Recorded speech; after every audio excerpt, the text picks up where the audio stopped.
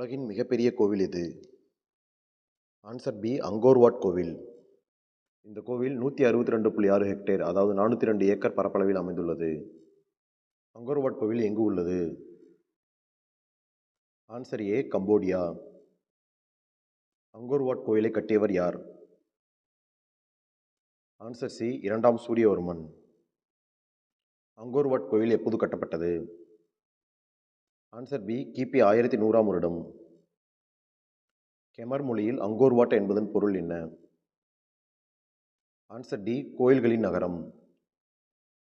இந்தியாவின் மிகப்பெரிய கோவில் எது?